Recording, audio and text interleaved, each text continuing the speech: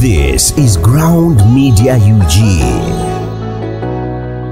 Conbest Entertainment. Botanical Dele. You got a knuckle beat.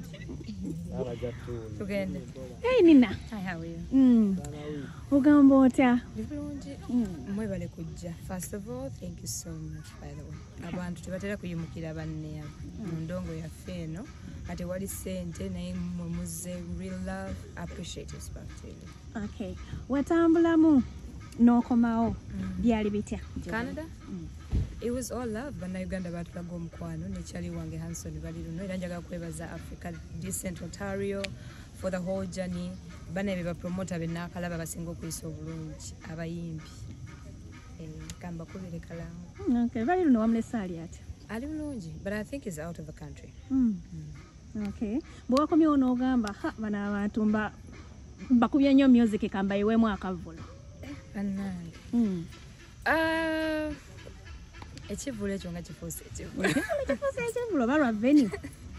Tukyali mu nteeseganya ne police lwaba basooka otuwaawo nga tetunnabakozesa abawagizi baffe ensobi, but I would wish to have my first very concert with my fans at One Love Beach era nga Mukama akola okwagala kwe. Okay, lwaki wavaayo n'olonda ekifo ekyo ekya Busalala? First of all, I'm an artist who loves spreading one love, and it happens to be nti kifo nze ng'omuntu kyennyumirwa ate nga nkimanya abantu bangi bakinyumirwa. It was even part of my dream to have my concert on Kumazzi. Gwani atandi kyagadde. Nekihappeninga nti Katonda yatuwa omukulembeze ate nga kyali waffe. Mungu blessing and ekifo, nga kiri so beautiful, just like it. Ababadde ku One Love mukimanyi. So nze kunze, those are the criteria, the important criteria why I chose that place. Bekiyisiza obubi munsonyiwe naye One Love emala bannayuganda abaagala Nina Rose, I think, globally. Okay. Anti nebisajjuka simanyi olaba alonze One Love Beach twamulabako ne ka video nga ine Bobi Wine ono omwana alabika ayagala kuba music yesimbewo. Nebitambula. Okwesimbawo ekyo kiva eri Katonda siyinza gaana abantu bwe banteekamu obwesigwe n'amaanyi nkiddamu semba buli mundabiranga ddala. Nze sirina maanyi nze mpeereza abantu. Era nga ndiwo okuyimirira ku mazima n'obwenkanya okuyimirira abantu n'ebibanyigiriza.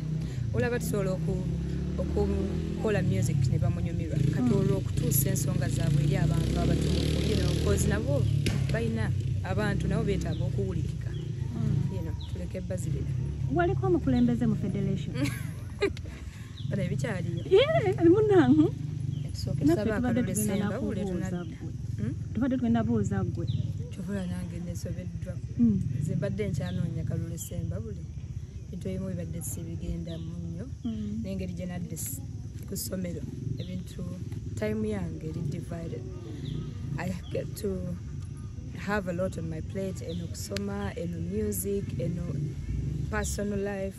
So saagala nnyo kweteeka mu kintu nga sikimali. Natuuka time in creating my own space. Munange ekyaliyo ne jam session gyeri kupulirwako bino. Oh yeah, that's nice. Copyright tukyajagalira ddala era nga tubawagire. Just bye twawulidde mu Neshiba yavuddeyo ekiri mu federation kikulu. Bajja vaayo bonna we kiba nga tebasigala ku mazima ng'egwaga okuweereza mu mazima ne bwenkanya.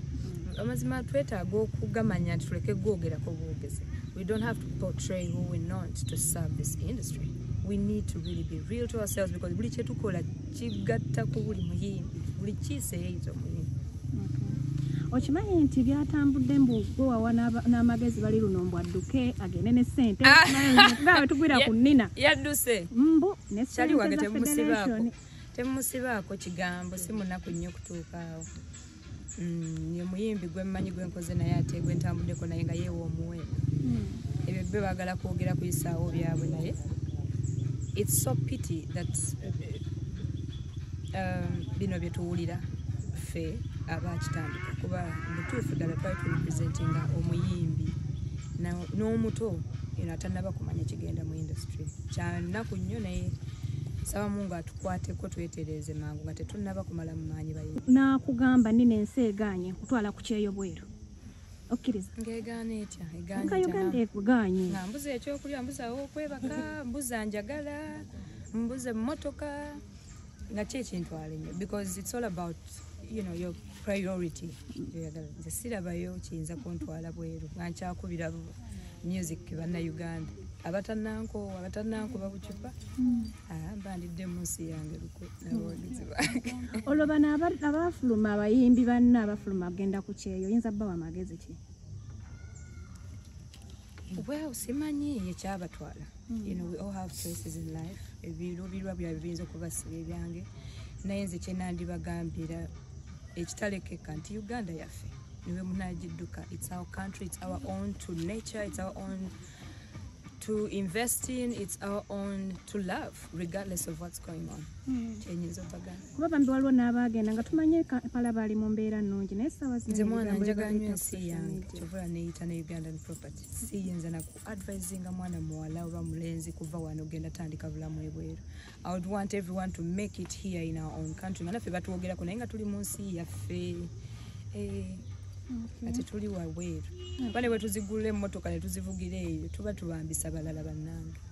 You are the Uganda that needs to be out there. Okay. Oli mwana wa bwala omukyala Stesha Mayanja yesi mukuluko kukusenga yafuluma ebweno tulowooza nti at least gyagenze obulamu bunaamutambulira bulungi Canada. Yes. Naye kati waliwo ebintu bigenda maaso on social media akola videos nga akaabalaga tali mu mbeera nnungi oyinza mugamba ki? Waliko omukulembeze ate oyagala bamukulembeze? Well, nakalabe nange ka video kankwasiza enyiike kyenyinza omugamba hanging in there akola okusalawo okutuufu kati now that amanyi ewaka neeri engeri gye wanyigiriza nze ndowooza ddeeka akomewo Stesha bantu bakyamwagala bannange olumu oba naffe tuluzinga hope ne tulowooza nti ensi yatwerabira. Stesha, you are still a beautiful woman, you're still a good artist. Gwenkuze ndava nange by the way nakula mpuliza music way. So there is space for us all here. We just need to know how to know our sport. Tukomewo musi yaffe tunyumirwe ate nga bwe tunyumisa tuweereza n'abaana Uganda bannaffe bannange. Tunayogerako ebibeerere ku nsi yaffe.